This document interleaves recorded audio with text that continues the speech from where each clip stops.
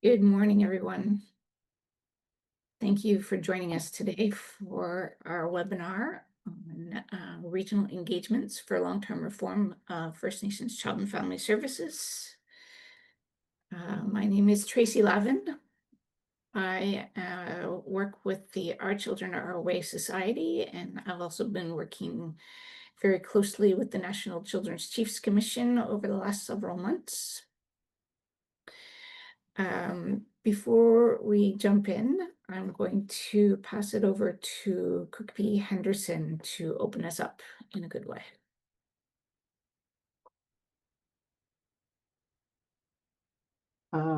Thank you, Tracy. Wade Cookhoida, Cookbee Helen Henderson, Winsquist. Hello, everyone. My name is Chief Helen Henderson from Chkeskan First Nation, and I'm happy to be connecting with all of you today. I am a NCCC member appointed for the BC region. As we call on our ancestors to join us today, I'd like to bring forward Jordan River Anderson's spirit as we embark on this incredible work.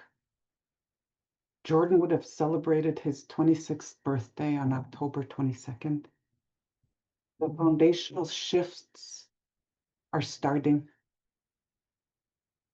have started. And as I look outwardly and I see in all of you that flame that has been ignited and has united all of us to demand better for our Jmemelt Tutut Elquaseltant, our children, youth, and families. In his honor, I have asked my matriarch, Elizabeth Pete, to do the opening prayer. Elizabeth is our matriarch and respected elder in our community of Chkeskan. So I just want to welcome Elizabeth with me here today.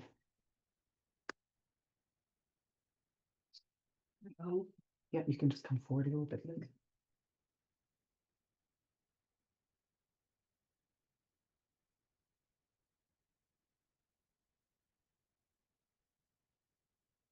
NCCC, you're right there.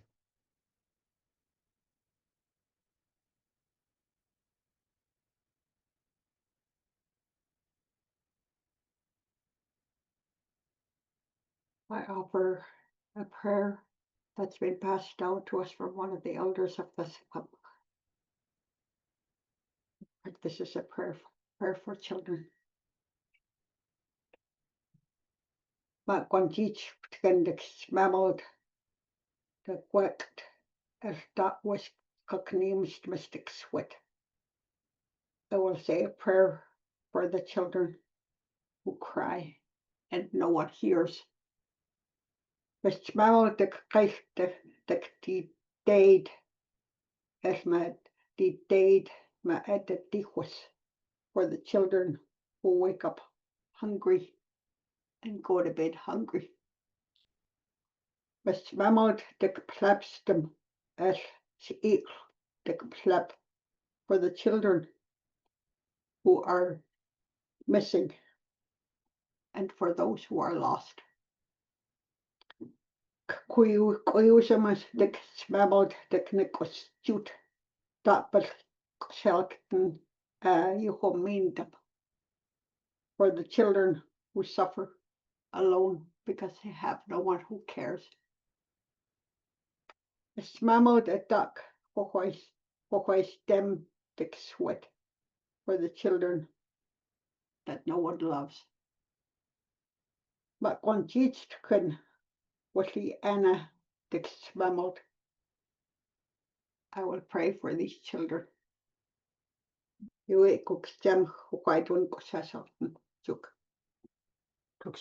Liz.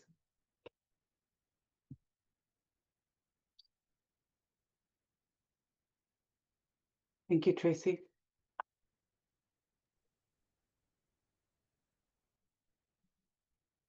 Thank you. Thank you for that. So our webinar today is going to be structured around answering questions regarding regional engagements. So back in August, the Canadian Human Rights Tribunal set a 4-month deadline to consult with First Nations leadership and experts, and to come back to the tribunal in December with a national long-term reform plan and requested remedies outside of Ontario. So to fulfill that order, the National Children's Chiefs Commission and the Caring Society are working together and have launched regional engagements. We launched those engagements 3 weeks ago, and developed an engagement guide organized around 9 themes. And within those themes, we have questions for leadership, experts, and rights holders. So now, as the regional engagements are getting underway, we're starting to hear a lot of good questions about the engagement process and how it's working, how to answer the questions, how to get feedback to the tribunal. So this webinar is an opportunity to ask those questions and to talk about the engagement process itself. So we're going to start shortly with introductions. We'll introduce our panel, and then we'll pass it to Dr. Blackstock for some opening remarks, and then we'll get right into answering questions. Because we're in a webinar format today, we'll ask participants to type their questions into the chat. And then Stephanie Wellman, who's joining us from the Caring Society today, and myself will read out those questions and for the panelists to answer. And then just a reminder, we do have French translation services available today. So if you prefer to hear the webinar in French, you can join via the French channel. You just have to use the tools at the bottom of your screen to use that French channel. You're also welcome to type your questions into the chat in French, and we'll read those out in English for the panelists. So I'm going to pass it over now to Stephanie to introduce herself, and then we'll introduce the rest of our panelists. Hi, Stephanie. Hey, Tracy, thanks so much. Hi, everyone. My name is Stephanie Wellman. I'm the Director of External Affairs Programs and Operations with the Caring Society. I'm joining you guys from unceded, unsurrendered Algonquin territory in the Caring Society office, and we're just so pleased and delighted to have you with us today. We're looking forward to the discussion and all your insightful questions. Thank you. Thanks, Stephanie. Neil, can you introduce yourself? Hi, Tracy. Thank you. I'm Neil Perley. I am external consultant. I also am the technical advisor in New Brunswick, specifically for the Neguilcook or Tobique First Nation. And I am coming to you from the land of the Willistic Way in New Brunswick.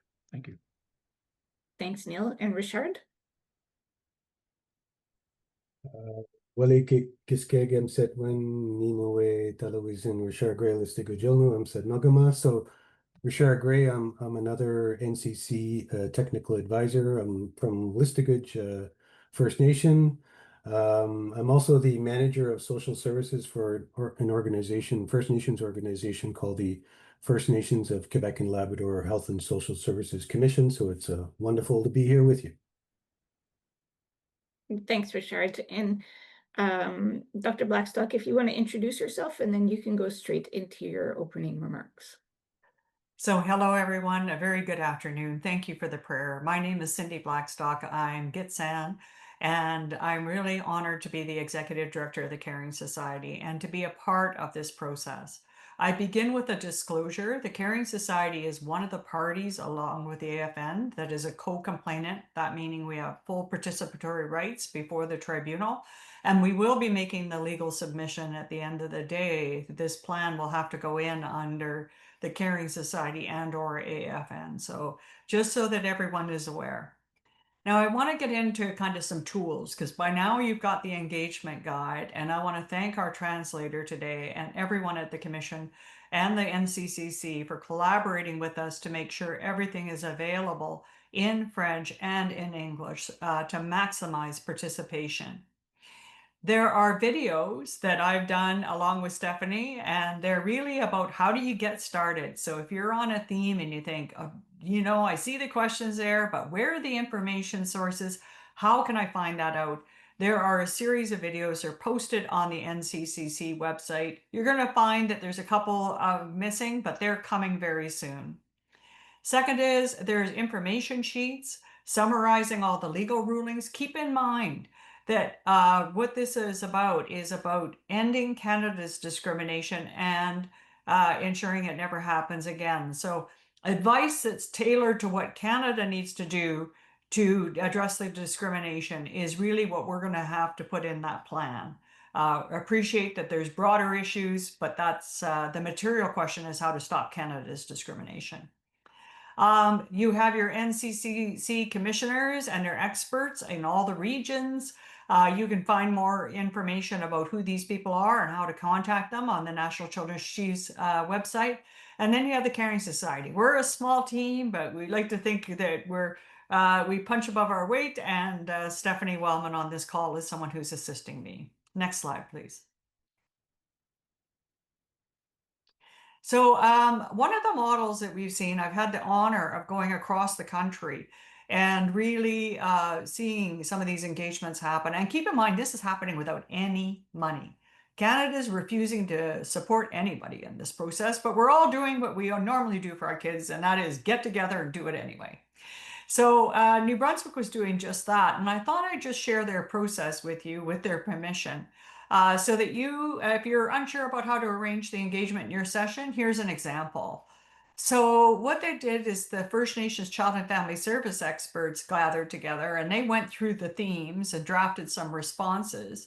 And then leadership joined the gathering and they refined those responses.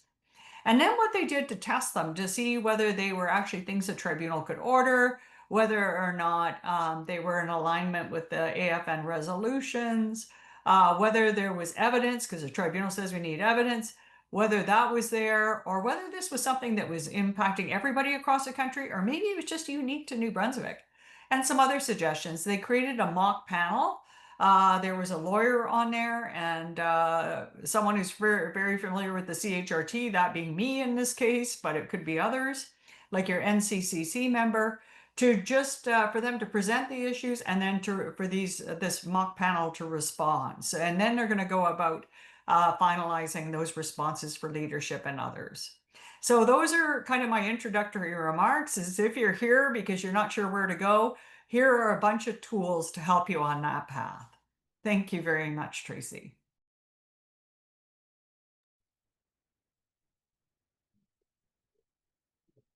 Thanks, Cindy. We're going to go right into some questions now. We have some introductory questions to start with, and then we'll take questions from our participants.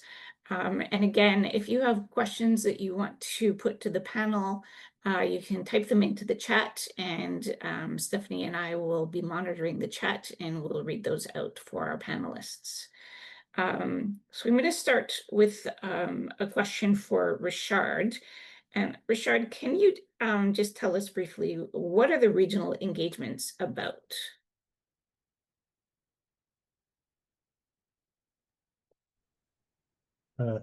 Thanks, Tracy, for the question.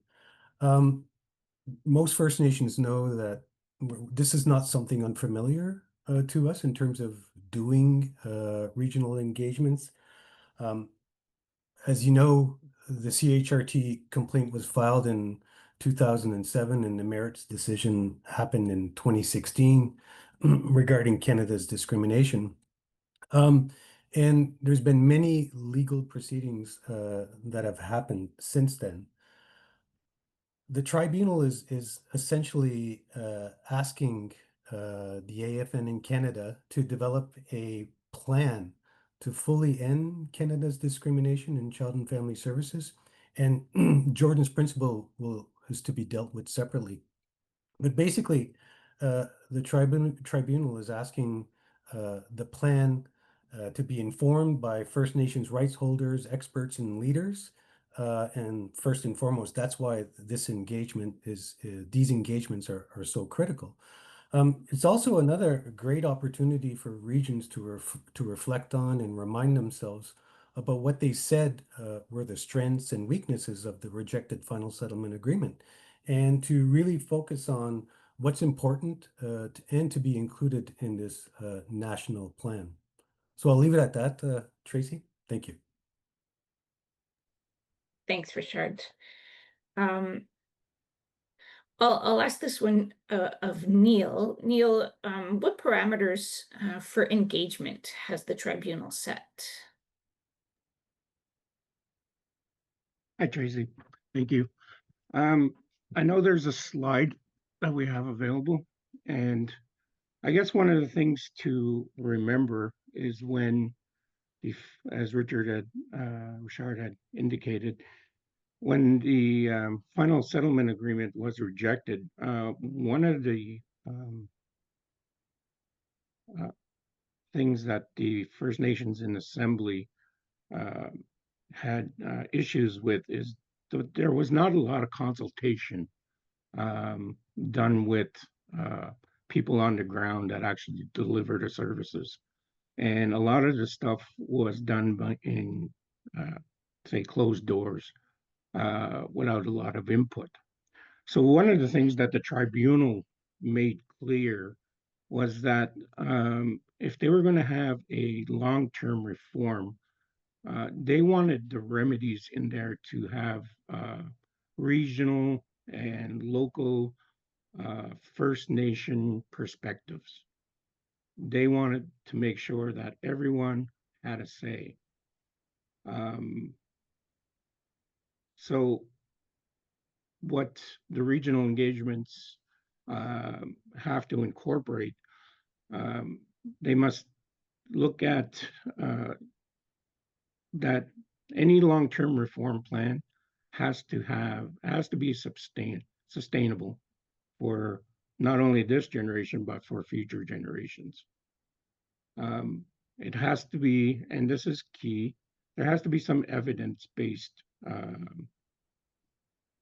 type of results or outcomes presented, or it has to show that, you know, these items will lead to the end of the discrimination for First Nations children. The other thing that it has to do is that they have to align with the tribunal's previous rulings. So, you know, those are just minimums. What they're saying is they want the plan to improve upon and respect the spirit of previous orders. And they also want to make sure that we are respecting the specific needs and circumstances of First Nations across Canada. Every region, every territory, in every province, so that everyone has input into what a national plan would look like. And one of the keys is to make sure that there's cultural continuity and culture in substantive equality are taken into consideration, especially when you're looking at the best interest of children and families. They also want them to comply with, I guess, domestic, the Canadian Charter of Human Rights and the international human rights, as well as the Convention of the Rights of the Child and UNDRIP. And they also trying to get them to expand, not just have such a narrow focus on the tribal or tribunals finding an order. So, you know, the First Nation perspectives are integral into that input for a plan. And the Caring Society and the NCCC are trying to generate this plan with all the regional inputs and all the First Nation inputs, because we want to present something that's First Nation led, with or without Canada's participation. And that's it. Thank you. Thanks, Neil. This next one will be for Cindy. Cindy, how will the engagements inform long-term reform? Okay, well, this is a unique kind of engagement for a number of reasons already outlined by colleagues. But one of them is that in very few legal proceedings do folks on the ground and in communities and leadership actually have input into the submissions of a party. Normally, when you're in a legal proceeding, it's the party, i.e. the Caring Society. We talk to each other and then we decide what we want to put in those submissions. The difference here is that we're going out and working in alignment with the resolutions by leadership to engage a broader swath of people. And that to me is something that I welcome. And I hope that will serve as a template for future litigation that has national implications. So what we're going to do is all the regions have got the same template. It's available in French and English. And we would ask that you follow along with that template as best you can. Why? Because that'll make it easier for us to roll it all up and then to be able to identify some of the key themes and contents of an agreement. Keep in mind that Canada has to be able to do this and the tribunal has to be able to order it. There is a category called Name That Theme. And that was because we were mindful that we didn't have everything right. There's better minds out there. Someone's going to come up with a theme that we hadn't thought of. So feel free to put that in there. And then we're going to collate this. Hopefully we'll have an opportunity at the upcoming AFN meeting to do a reporting back with the National Children's Chiefs Commission. Otherwise, we'll find other formats to do that. And then it will form the submission going in under the AFN, the Caring Society, or both of those parties in the tribunal. Thanks, Cindy. You mentioned the engagement themes. Can you tell us where the engagement themes came from? Sure. So actually, this was part of what Richard was talking about, is going back to what was already been said about the tribunal case. Importantly, by First Nations leadership, by First Nations experts across the country. And the other source of information was the actual evidence. What studies do we already have done that were done, by the way, with First Nations and agencies with this purpose in mind, ending Canada's discrimination? What are some of the themes that are going to be really important in any final order issued by the tribunal?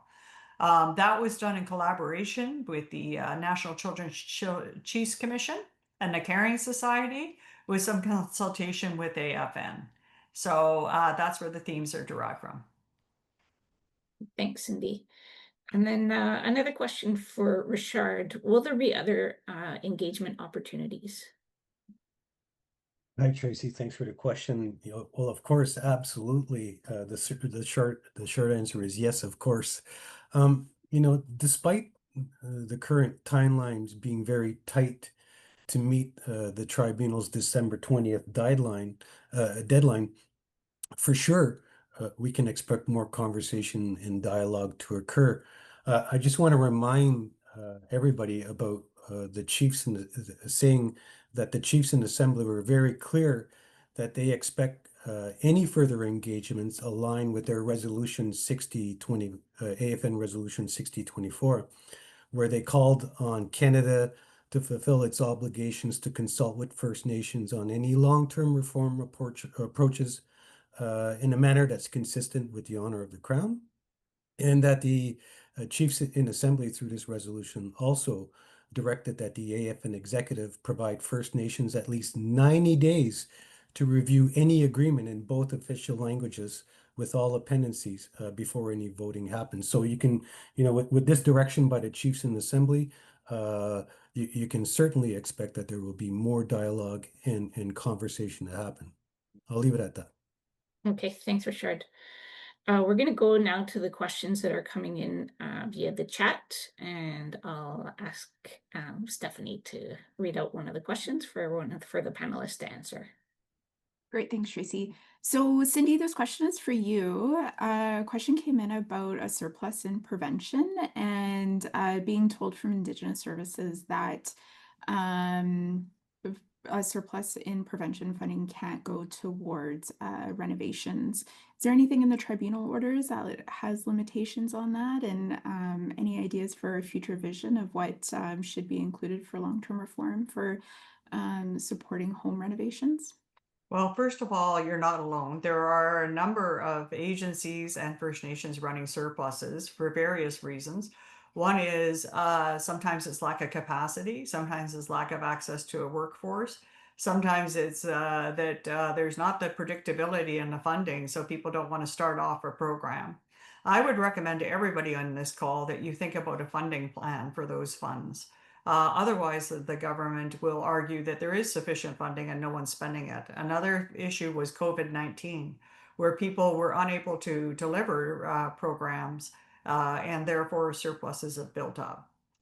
So a surplus on its own is not an indication of sufficient funding. Second of all, many First Nations agencies actually have, with ISK's support, used their surpluses for capital builds. It was only recently that the department changed its mind on that. There's nothing in the tribunal orders that doesn't allow for that.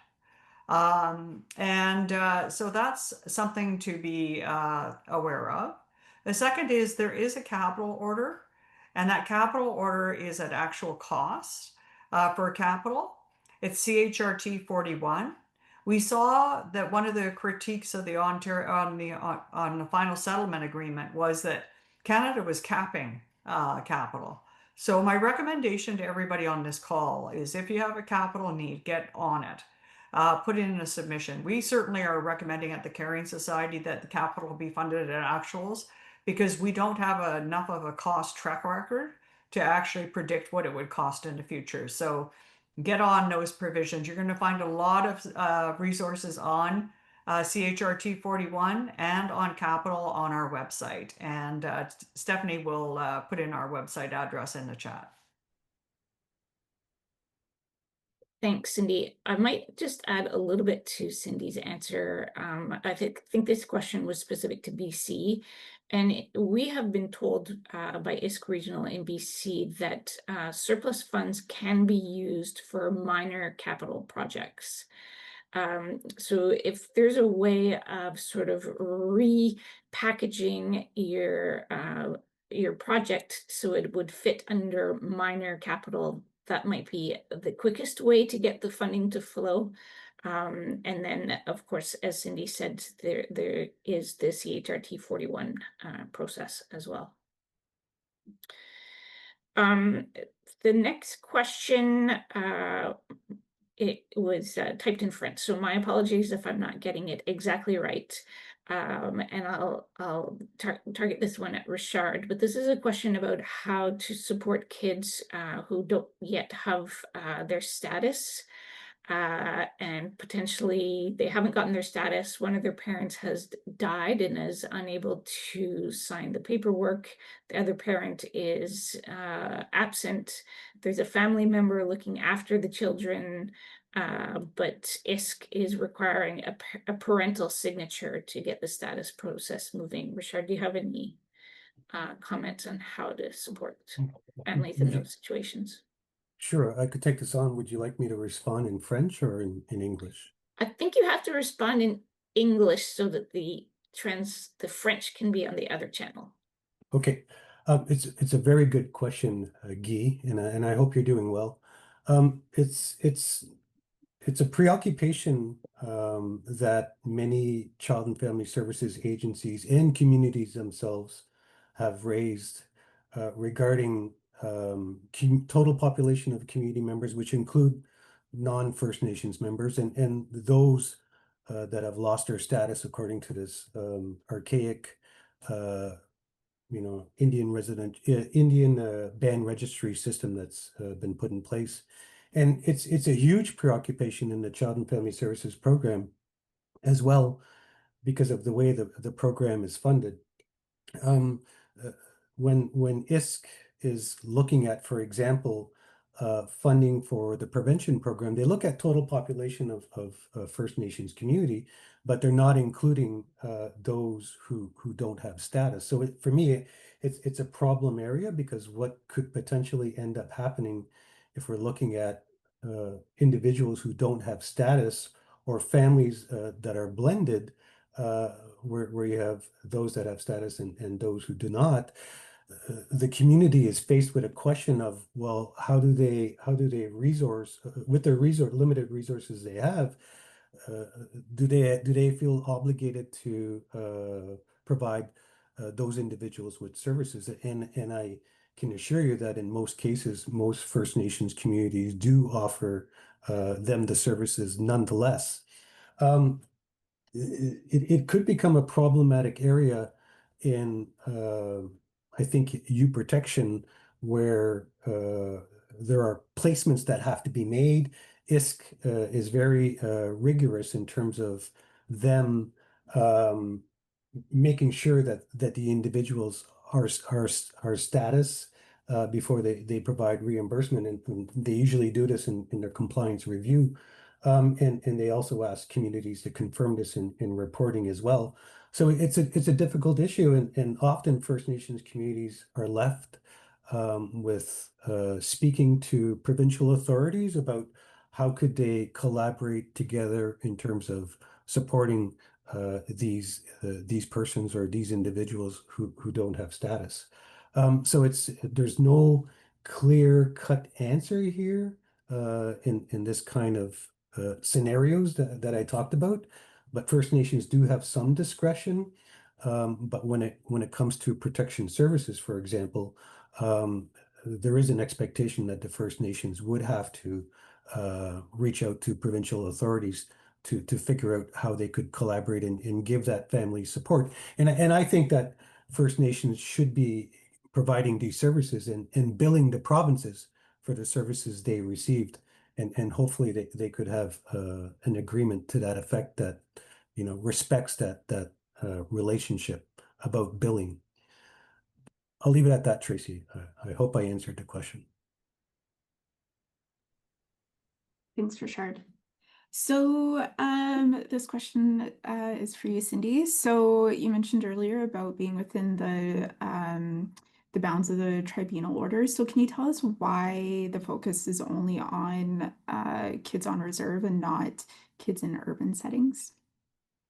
Oh, and you're on mute. Thank you. That's an important question. Remember, this case has got two parts to it. The same case, two parts.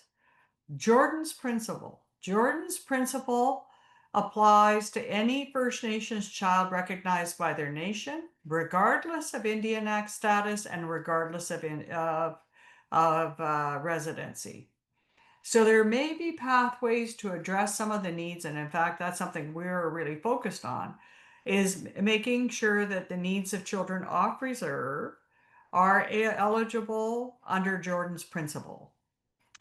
So that is the pathway we see to stay within the tribunal's jurisdiction and avoid this thing being overturned on appeal, is to address it under Jordan's principle. The current engagement is on child and family services only. However, I would, if I'm you, I would want to make sure that I acknowledge the overlay between child and family and Jordan's principle, because part of the information on the record already before the tribunal are the many families for whom there were no child maltreatment concerns, but they would end up with their child and child welfare care because they were denied with the supports under Jordan's principle. Why aren't we dealing with it under the child and family services bucket? Because it was the discrimination alleged back in 2007 was with regard to the federal government's funding approach, which was on reserve and in the Yukon. If we included it in there, then it's likely it would be overturned in appeal. We're far better to address some of those needs under Jordan's principle, where it's already been challenged into federal court by the federal government, and that wasn't successful. So that order stands on the eligibility. I hope that helps. Thanks, Cindy. We have a question more about the specifics of the engagement process. So this question says, in our region, we have ideas for every theme you've proposed, but there's no space in the PDS to fill it out for every theme, only space for the proposed questions.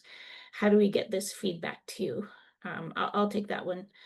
I put the email address for the National Children's Chiefs Commission in the chat. I'll type it again in a little while in case anybody missed it. But you can provide any feedback directly to the National Children's Chiefs Commission. You can also contact your regional commissioner. If you go to the National Children's Chiefs Commission webpage, the names of the commissioners are listed there, and I'll add that website to the chat in a minute as well. And if you have other questions that we don't get to today, you can also send them to that NCCC email address, and we will do our best to get you a response, and actually to post responses to all of the questions on our website. And maybe Stephanie, I'll go to you for the next question. Yeah, thanks, Tracy. So Cindy, I wonder if you can tell us about capacity building funding. There's a question in the chat about if it'll be extended by ISC after 2027. I'm not sure about that, but do you have any input on the need for capacity building funding and what that could look like, or why that's important? Well, I'd love to know more about what capacity building funding they're referring to, because really there isn't any available that I can think of off the top of my head currently, which is part of our critique. What Canada has been doing is, on the prevention end, is that they're taking the $2,500, which was part of the making sure agencies had sufficient funding. They're taking that out. And then they're saying, well, that's amount can go to other service providers or to First Nations directly, but they're not providing them any of the capacity to be able to do that service delivery. So some of the First Nations have got that capacity and will do a great job at it. But for those who are just building it, it really introduces another area of inequality, because if you're a community that hasn't had the opportunity to build capacity before, you have to use that 2,500 to kind of build that capacity. But if your neighbor is a First Nation that does have that capacity, all that 2,500 is going out the door for services for kids. So we view that as being unfair. And we would like to see there to be an alignment of capacity to make sure that people have what they need to provide the services before they're expected to provide any services. Like, you can't just all of a sudden provide prevention. You got to ramp that up in terms of programs, workforce, and everything else. The other thing I think it's important to note is in the final settlement agreement, and Stephanie is our expert on these things called terms and conditions. What they really are is that's where the rubber hits the road about what they will fund and under what hoops you have to jump to get to the funding. And under their latest terms and conditions, Canada said, oh, well, yeah, okay, well, we didn't provide you any capacity funding to do this stuff, but we're going to come out as a condition of funding before you get any money, and we're going to assess your capacity on governance, on finance, on your program readiness, on a whole pile of other factors. So that even adds to the level of unfairness that First Nations with limited or no capacity and want to build that capacity are experiencing under this current arrangement.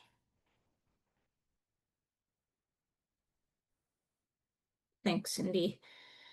We have a question about addictions crisis in Manitoba. And I think the question is posed as a regional question, but I don't think this is a crisis that is restricted to any particular region. So the question is, in northern Manitoba, we have an addiction crisis. Children are under the radar in this area, and we have no treatment center spaces. Parents are turned away from hospitals or services. Is there a regional solution to help families struggling with synthetic addictions and providing rehab services? Cindy, do you want to weigh in on that? And then maybe Richard and Neil, if you have comments as well. Yeah, well, when we look at, many of you heard me talk before where I say child welfare is not the major problem. Child welfare is a symptom of the problem. And that problem is the multi-generational colonial trauma, the lack of mental wellness services that has led to the wellness crisis as well as the addictions crisis that we're seeing. And getting at those drivers, what I call drivers, what are the causes of the overrepresentation, is going to be really key. I would include that in there, but to maybe press it a bit more and say, within Child and Family Services, what is needed to address the discrimination at the level of the children in your community flowing from substance issues? And like the discrimination was actually not substantiated against agencies or First Nations. Not to say that they don't have experienced discrimination, but that wasn't what this case was about. The case was about the children. So if you work back from that about this real crisis that's on opioids, etc., what could be done for children and their families to reduce the risk in prevention and in protection? And while frankly, some of these kids are in care, because the reality is that some communities, that is the only option. So what else needs to be there to support those children and young people? Richard or Neil, do you want to weigh in on that question? Hi, it's Richard. Thanks, Tracy, for the question, and thanks, Cindy, for your input. It's a complex question, and in my opinion, it's not a solution that Child and Family Services can handle on their own. If for instance, communities are dealing with families and youth that are dealing with addictions problems, um, it has to be a dual approach or a multi-pronged approach with health services as well, and I think provincial services should be involved as well.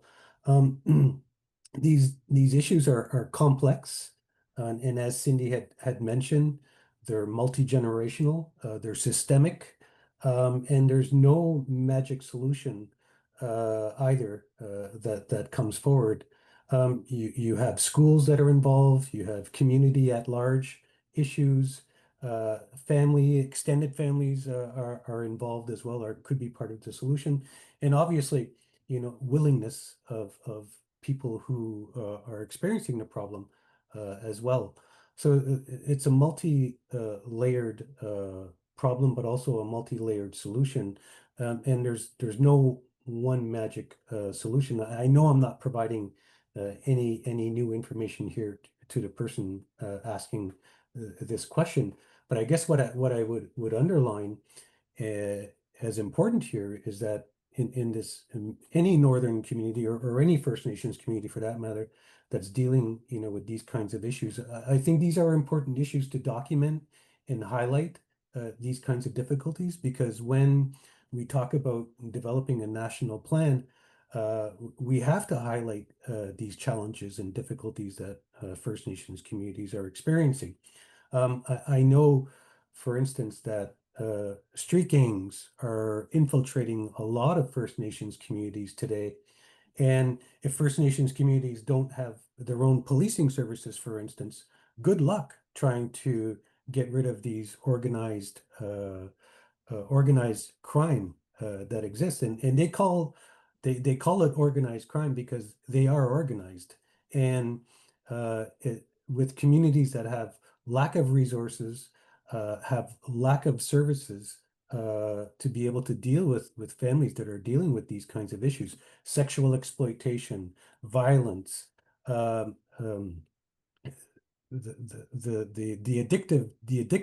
addictiveness as well. These are not easy issues for any First Nations community to deal with, let alone remote communities with all the challenges as well on top of the remoteness. But I think the program, if we're talking about reforming the program, and if we're talking about the federal government looking at supporting the program, they have a whole slew of other departments as well that could get involved in this, in the reform and in any approach supporting First Nations communities. And the department has to stop looking at supporting First Nations communities with a siloed lens. And their approach has to be Canada approach and not just Indigenous Services Canada themselves. So we need other federal departments to get involved, and we have to stop going to the courts to resolve our matters. You know, the hope is that with this national plan, Canada will wake up and will finally come forward and have discussions with us in terms of putting forward a good national plan that could deal with elements of this nature. Because these are the realities that First Nations deal with on a daily basis, and they're not easy to deal with. So I acknowledge the question and I acknowledge the complexity of the problem as well. And you know, my thoughts and prayers go out to you. And you know, whatever we can do regarding this national plan in terms of trying to settle reform, we will certainly look at making sure and ensuring that these kinds of issues are at least brought to the attention of Canada, and we will hold them to account to make sure that good solutions are brought forward for First Nations communities. And I'll leave it at that, Tracy. Hi, Tracy. It's a very good question, and as reiterated by Richard and Cindy, it's very complex in nature. The addiction crisis across Canada, especially in First Nation communities, and you know, whether it's urban or northern remote areas, um, there is no easy answer in any region. Most regions, whether they're urban or rural or remote, face the issue or the hardship of finding space for their families to get treatment. Um, Jordan's principle at one time was allowing for new construction of treatment facilities um, in some First Nations.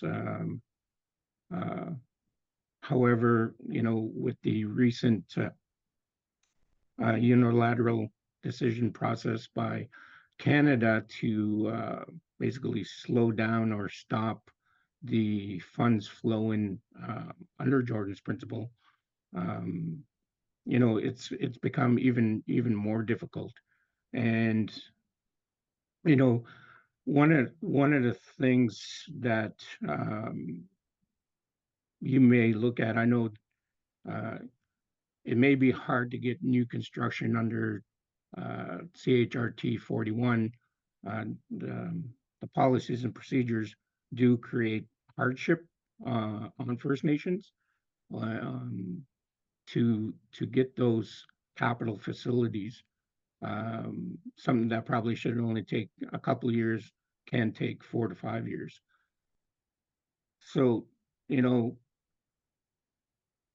but it is still an avenue to pursue, uh, especially, you know, if you can gear it towards children and families, which, you know, as Cindy indicated, you know, the structural drivers are the ones causing the addictions and the intergenerational trauma that these families are going through have to be treated. And, you know, we have to have the facilities to treat them.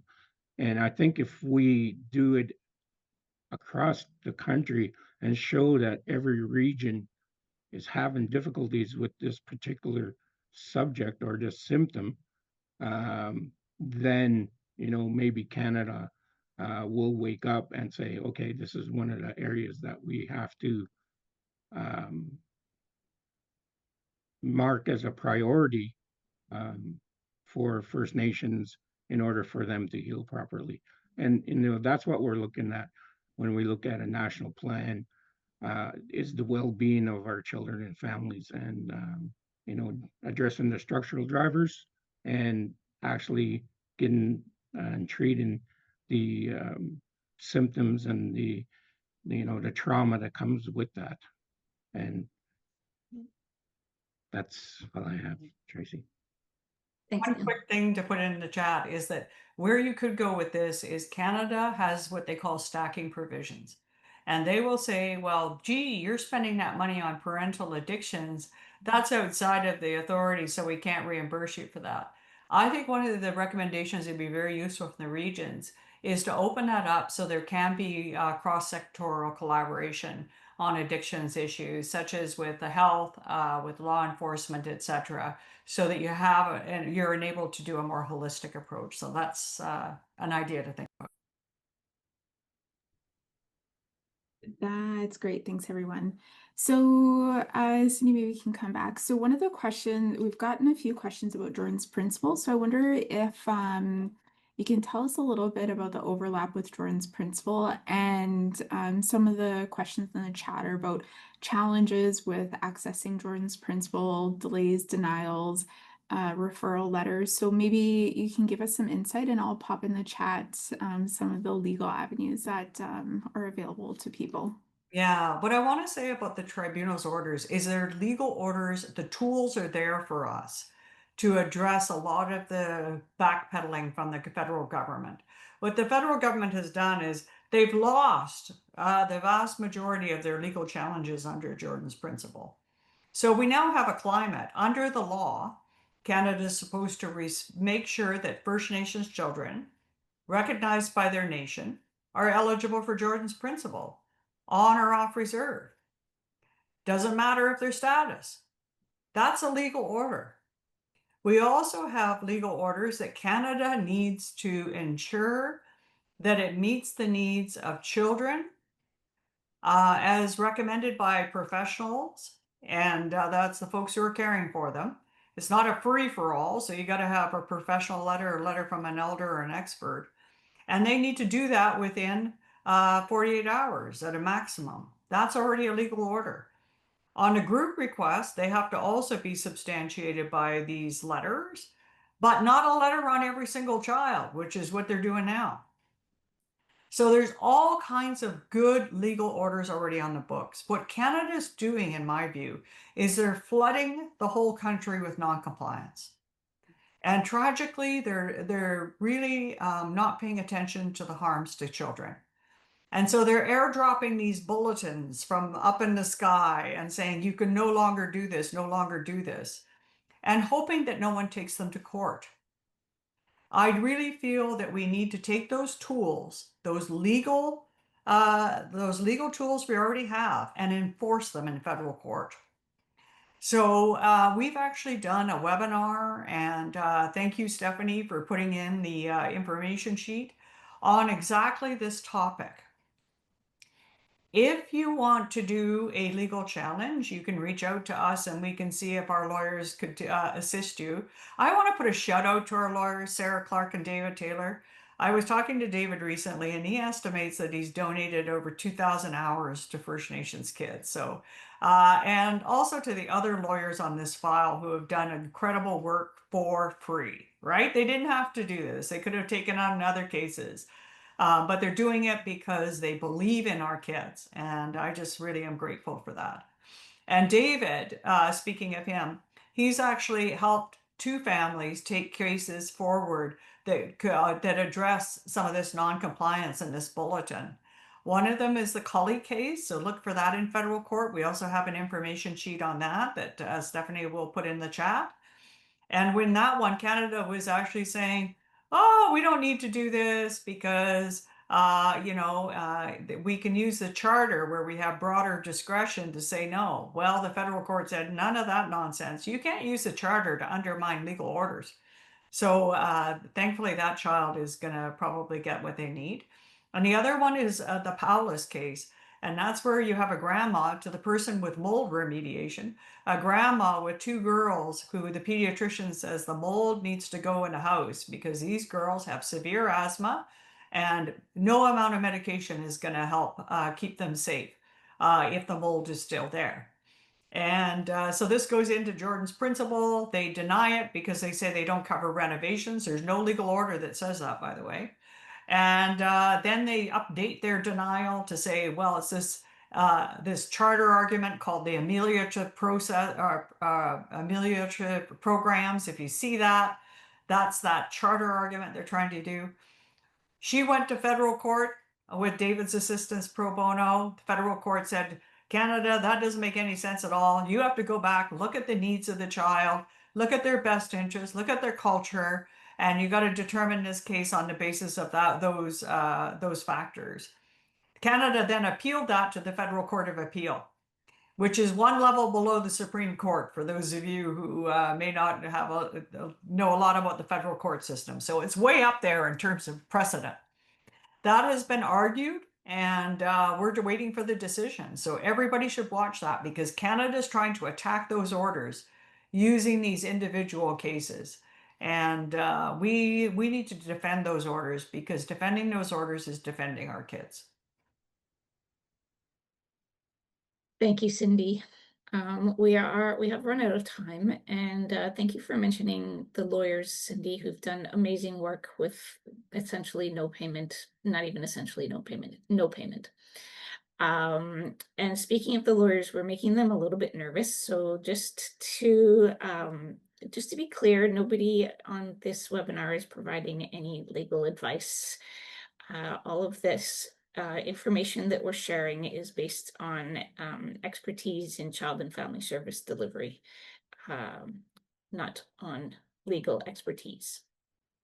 We have far more questions than we've been able to answer. We will collect all the questions that are in the chat and do our very best to answer them in a Q&A document, which we'll post on the National Children's Chiefs Commission's website. We will definitely be hosting more webinars going forward, and we are working hard to do the regional engagements. Reach out if you want to provide input. The NCCC website is in the website, and the email address are in the chat. Reach out to provide input, to ask questions, and to find out about regional engagements. And before we close, I'm going to pass it back to Cook P. Henderson, who will give us some closing comments and close us off in a good way.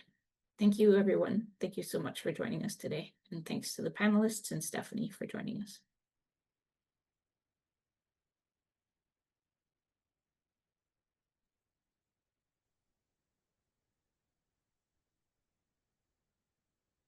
My video needs to be turned on your end. Oh, there it is. There we go. Cook's Jump, Tracy. And I first want to thank everyone who attended today. It's certainly critical anytime we connect, and that's what we're feeling today, is connection to one another, to carry that torch and champion the work for sure. What we wanted to achieve today is to answer questions and, you know, fill in some gaps around the regional engagement sessions, what they're about, where you can locate your region, and how you can further provide your input. What I've heard throughout the presentation is that there's plenty of opportunity to provide input, either through email to Our Children Our Way, or directly through your engagement sessions that are being announced to the chat. I've also heard a lot of questions and concerns around service delivery as it stands now, concerns around funding and funding pathways, and the overall, you know, strategy of the federal government on the First Nations Child and Family Services pot, and how we seemingly are all a little bit confused on what comes from where and what's going to pay for what. So as we move forward, I know that we have a lot of questions yet to respond to, but we want to alleviate a lot of those concerns through being able to network together as well, because some of these are current issues, right? That need our advocacy and support as we move through this process and meet those critical deadlines. So I just want to thank the NCCC, the NCCC, for hosting this webinar, and the technicians that worked feverishly to get the presentation together for you today, as well as, every one of us that continue to advocate and be champions for every consultant back at our home fires. They are the ones that ground us and continue to provide the strength that is needed to carry on the work. So in conclusion, I just want to thank everyone for asking your critical questions on the chat. We will get to those questions in an orderly fashion and provide responses and post them on the website for sure. So again, thank you for everyone for attending today. I'd again like to thank our matriarch Elizabeth Pete for honoring us with the children's prayer. And with that, I'll close the meeting today with our Sechatmach prayer. Kukstech gucht el kukbi de skachtech gucht de tmuskuch. We thank you, Creator, for giving us this beautiful earth. Yuchaminda chuchwai de stemne elia netmuch. Take care of everything on this earth. Yuchaminda re kelmuch re mesmesken re spitutya re sechqua ech re stichenkuch. Take care of the people, the animals, the birds, the water, and our food. Knuchend guch as yoyat guch. Help us to be strong. Gukstech guch de gel guch be de skachtech duch. Skachtech guch de chachwayat the stem. We thank you, Creator, for giving us everything that we need. And I just want to thank Dr. Cindy for her contribution to the work as we move forward, and just hold Jordan River Anderson in our hearts, in our minds, and our spirits as we head into the weekend. Thank you. Juk. All my relations.